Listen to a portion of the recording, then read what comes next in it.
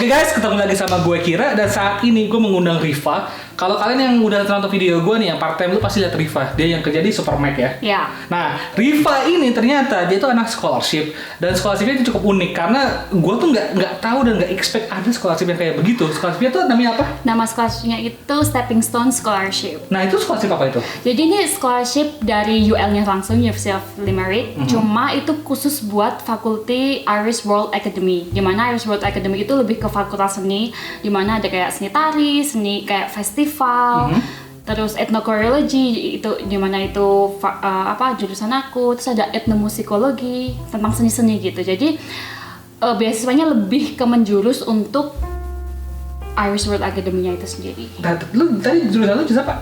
Ethnochoreology. Ethnochoreology itu apa tuh? Jadi ethnochoreology itu lebih ke kayak penelitian tentang movement, tentang tari, gimana budaya sama manusia itu berhubungan, seperti itu. Lebih Budaya ke teorinya gitu. Nah, ini coba. ngomongin tentang penelitian aku aja ya, karena aku udah ngerti, udah neliti gitu ya. Tesis aku itu ngomongin tentang dolala. Jadi tari dolala itu sebuah tari tradisional, dimana itu tari yang udah ada dari tahun 1800 sekian, karena itu dari pengaruh Belanda. Jadi itu dolala, jujur nih ya, gue baru denger tari dolala. Dolala tuh tari Indonesia. iya, itu dari Kota mana?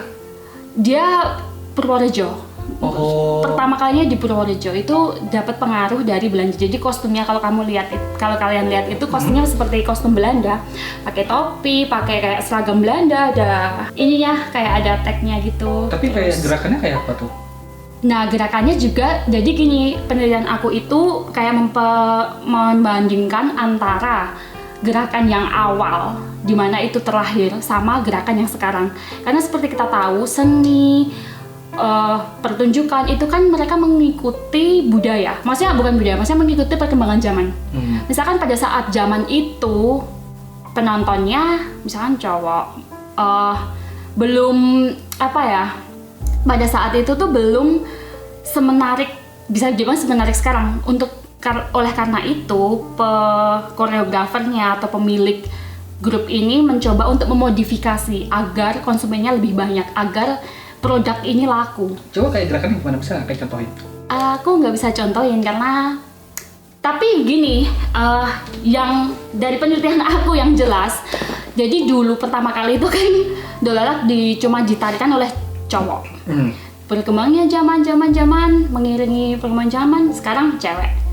Dulu udah ada cewek, cuma kostumnya tuh istilahnya masih sopan, masih bawah lutut, ada jariknya. Sekarang dolala itu rok ya? Bukan rok, celananya sekarang sependek ini. Dan dulu kostumnya juga masih kayak longgar gitu kan, sekarang udah ngepres semua. Jadi aku penelitian tesisku itu tentang exploring eroticism-nya. Gerakannya pun beda, jadi aku ada video di mana itu gerakan yang dulu sama sekarang kalau kita bandingkan itu emang beda. Gerakan yang sekarang itu lebih ke pinggul, jadi kan lebih kayak menggoda. Jadi sekali lagi seiring perkembangan zaman, tarian, pertunjukan itu dimodifikasi mengikuti apa yang konsumen mau. I see, berarti sama aja kayak makanan. Oke, kita balik lagi ya ke beasiswanya nih. Tadi nama beasiswanya Iris apa? Ini bukan, beasiswanya Stepping Stone Scholarship. Nah itu kalau boleh tahu nih ya, itu berapa kuota itu kayak berapa orang sih per tahun? Jujur kalau kuota aku kurang tahu. Jujur ya, cuma setelah aku masuk 2 bulan tuh kayak ada majalah dari fakulti gitu loh. Aku cuma lihat majalahnya, terus ada daftar 12 orang waktu itu. Yang daftar apa yang keterima? Yang keterima. Oh, berarti jadi mungkin kuotanya 12 sekitar 12 ya. Sekitar 12, oke. Tapi apakah gini, kan lu kan kayak S2 ini kayak ngambil jurusan bahasa gue ya. Soalnya gue susah ngomong ethnochoreology. Iya. Oke, ethnochoreology. Akhirnya gue bisa ngomong, guys. Jurusan lu kan adalah ethnochoreology nih. Apakah S1 lu similar atau kayak nyambung apa enggak nih? Apa kalau S1 tadi lu kuliah S1 di mana? Aku kelas 1 di ISI Surakarta. ISI Surakarta, mana suaranya? Di sini tuh. Satu doang ya. Apa-apa, sama tahu penonton ada ISI Surakarta. Nah, lu di ISI Surakarta lu jurusannya apa? Aku seni tari. Seni tari, satu ya. Jadi di ISI Surakarta itu seni tarinya 60% itu praktikal. Nari, terus sehari aku bisa habis 3-4 kaos berkeringat semua. Udah kayak militer tuh ini pemanasannya beneran tuh. Terus 40%-nya dari teori. Ada pelajaran teori juga, karena kan kita juga belajar kayak gimana cara meneliti tari, gimana memaknainya, seperti itu. Tapi kalau S2 sekarang nih, apakah itu sama kayak 60%-nya itu menari, 40%-nya teori atau gimana? Apa teori semua sekarang nggak ada narinya? Ada narinya, karena tapi narinya itu kayak nggak wajib gitu, kayak pilihan. Sunnah gitu ya? Ya sunnah, benar sunnah. Bukan dong. Kalau sunnah kan dilakukan mendapat pahala. Tidak melakukan tidak Tidak apa-apa. berdosa, iya. Tapi kalau ini Dilakukan berdosa. ada pelajaran kayaknya cuma 1 atau 2 mata kuliah gitu yang nari, dan latihannya nari ini Irlandia, Irish dance. Jadi aku juga belajar tari Irlandia. Tari Irlandia ya. Ya. Terus dengan jadi alasan lu menolak gue minta menari tadi adalah karena lu melupakan tari Indonesia sih? Bukan. Aku nari Irlandia pun juga nggak bisa karena kita punya basic yang amat sangat beda. Jadi di Indonesia itu lebih ke tariannya itu grounded, kayak lebih menempel ke tanah. Jadi berat badan kita tuh menyatu dengan tanah. I see. Tapi kalau Irish dance kalau kalian lihat kan kayak dia membuat seringan mungkin badan kamu untuk bisa kayak loncat-loncat gitu. Jadi emang basic kita udah beda banget. Jadi ketika aku belajar tari Irlandia itu udah sesuatu yang sangat amat susah untuk Berarti saya. susah ya kalau anak-anak yang let's say anak-anak S1-nya dia jurusan finance, dia jurusan bahasa, mungkin dia tertarik buat masuk etnokoreologi. Menurut lu tuh gampang apa susah banget? Enggak, menurut aku bisa karena Bisa. kan etnokoreologi kan lebih ke teorinya.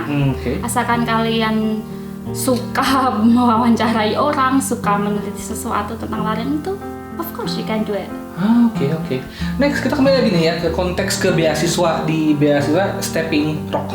Stone. Stepping Stone kan rock apa kan CV lah. Beda dong. Apa bedanya? Rock itu bukannya yang kecil-kecil gitu ya. Kecil. Kalau stone kan gede kayak stepping stones. Scholarship. Kenapa nggak Stepping Mountain sekalian? Mau aku telepon sama yang bikin beasiswa yang ditanyain. Next ya nih, ini kalau gue boleh tahu nih ya, biasanya dia mengcover apa aja sih? Karena gue yakin pada mau tahu nih. Iya, jadi kalau beasiswa ini emang mengcover fee. Cuma ada yang di cover kayak 50% sama 100%. Cuma living expenses-nya nggak di cover, jadi kayak bukan full kan. Kalau full scholarship kan emang semua di cover dari fee sampai living expenses. Cuma kalau ini cuma fee aja.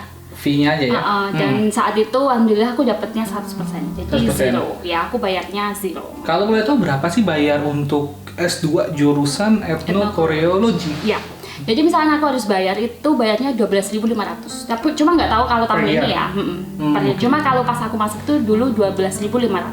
Jadi Itu untuk internasional ya? iya.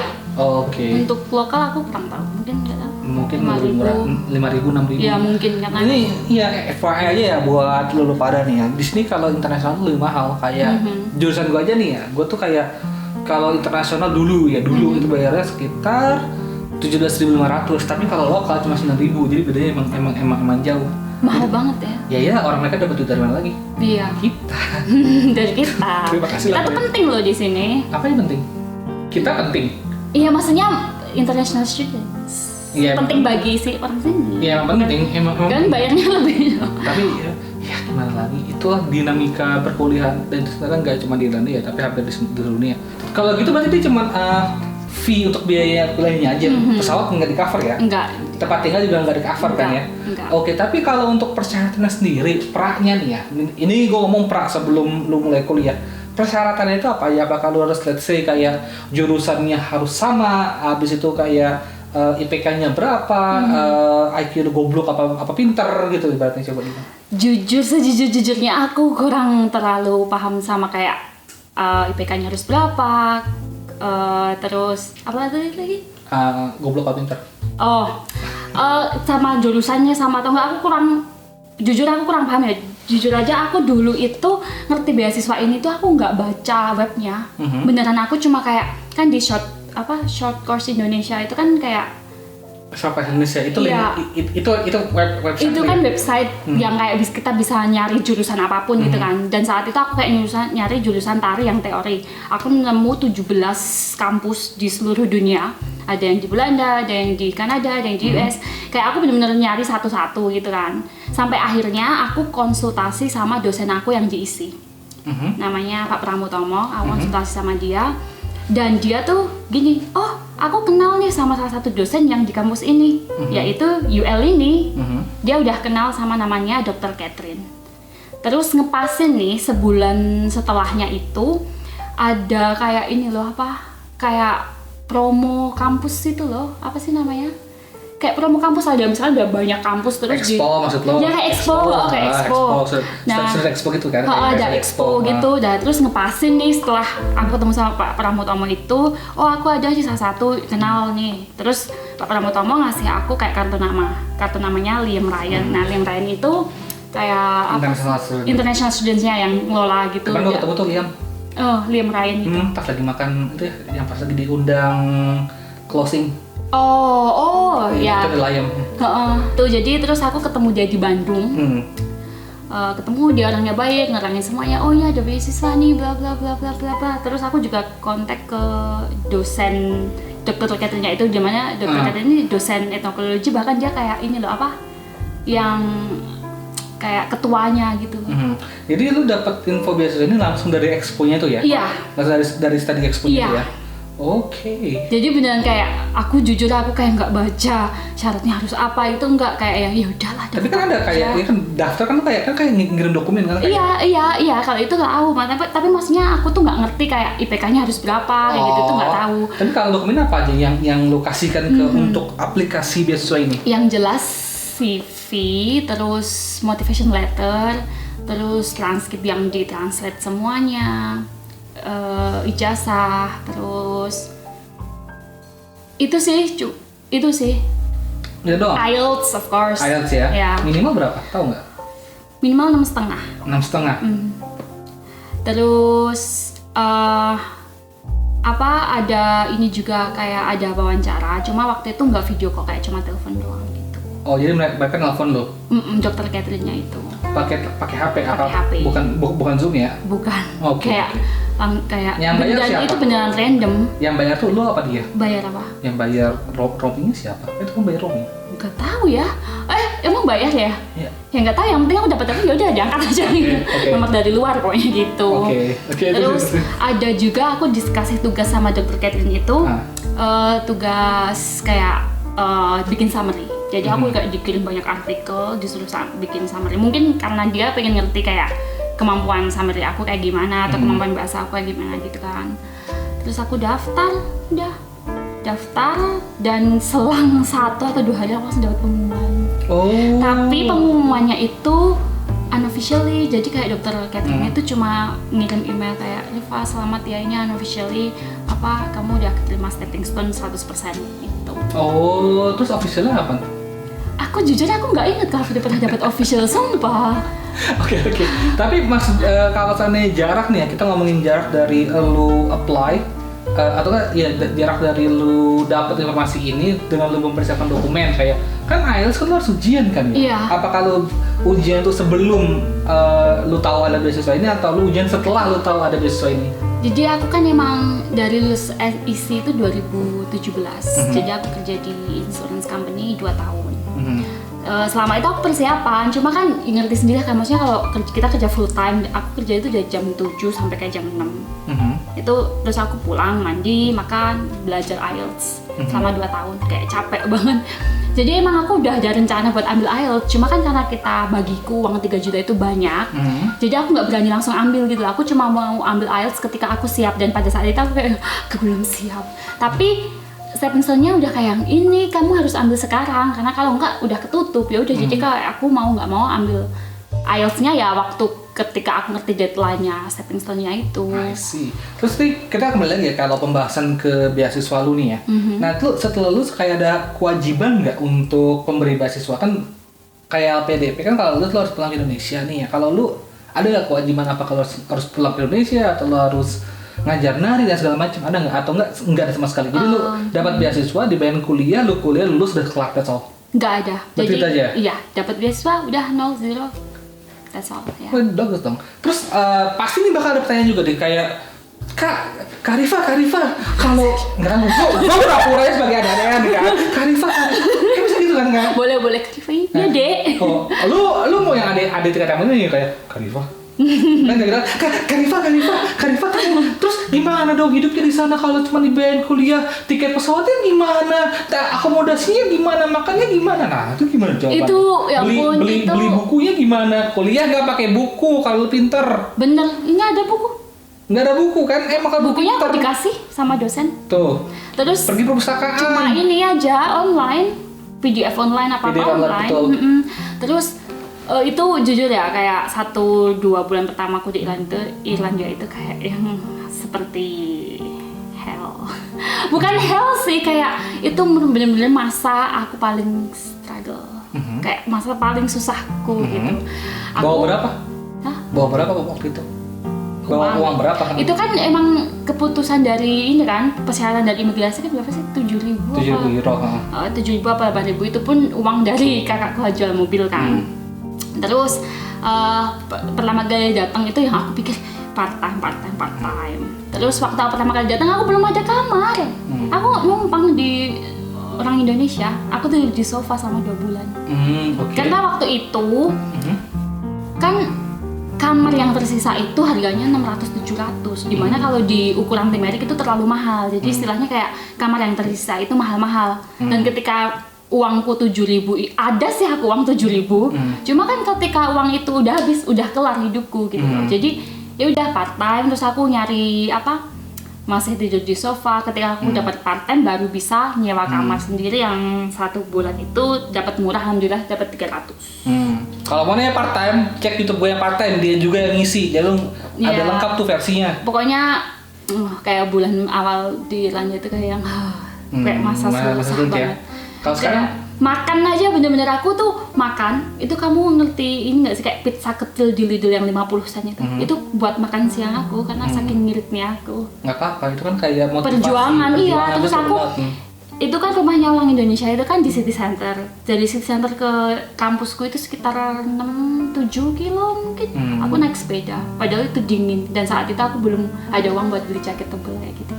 Jadi ini nggak pakai baju? Ya pakai kan, tapi udah terus. Ya kan tapi kan dingin. Lemah Anda. Lemah. Jujur ya aku tuh ngerti negara Irlandia itu dari ini biasanya sebelumnya tuh kayak nggak ada pikiran tentang Irlandia karena emang Irlandia kurang terkenal nggak sih? Bukan orang. Maksudnya beberapa orang ngerti cuma nggak se-famous kayak Belanda, Inggris kayak gitu loh maksudnya. Betul. Ya bener emang aja sih kayak untuk orang Indonesia Irlandia tuh dulu ya di generasi angkatan kita ya. Bahasa tua kalau sekarang. Udah bahasa tua kan? Generasi kita pasti kan Amerika, Kanada, iya, Prancis, Belanda. Itu emang terkenal kayak yang terkenal gitu. Kok cuma kalau Irlandia kayak yang mana sih kayak gitu. Tapi lu bersyukur nggak nih di Irlandia? Lebih dari bersyukur, aku udah kayak yang kenapa? Aku udah merasa kayak ini udah second home. Oh, I see, second home. Kalau nggak second home biasanya nggak akan tinggal di sini. Oh iya, kirain kita sih cuma gara-gara dapat gaji aja. Enggak lah, karena maksudnya gampang juga kalau kita mau travel ke negara lain. Enggak juga, dari saingan kagak dapet gimana? Ya kenapa dari nggak mana dari? Nggak daftar sih, makanya nggak dapet. Bukan nggak daftar, saingan harus apply juga. Nggak gampang juga kan kalau negara gampang lain. Kalau kamu ke Spain. Nggak. Sebenarnya maksudnya kalau apply-nya ya gampang kan, duitnya tetap bayar lagi. Iya maksud gue kalau saya ada kuliah di Belanda udah sepaket saingan. Iya sih, doang bedanya. Oke lah kalau kayak gitu, itu informasi yang luar biasa. Terima kasih banyak lo. Jadi makasih banyak ya udah nyempetin waktu lu buat hari ini buat sharing tentang Stepping Stone Scholarship di Limerick. Jadi buat teman-teman yang emang punya passion di menari, ilmu-ilmu tentang tarian, etnokoreologi dan juga tadi ada apa lagi?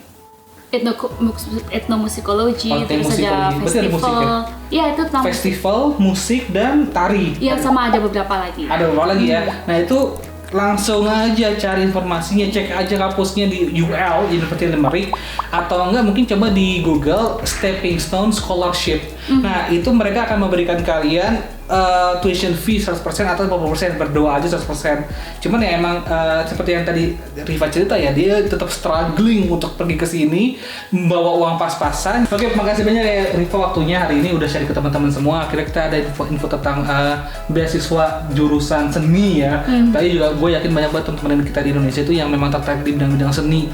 Terus kalau seandainya teman-teman mau tahu lebih banyak lagi, teman-teman bisa langsung hubungin Instagramnya Riva. Dia juga eksis kok di koran burung. Nah, jadi makasih banyak yang juga udah nonton. Jangan lupa di subscribe, like, comment, dan juga share kalau merasa ini penting. Seperti biasa, di endingnya kita ngomong apa? ST12 nanti lagi.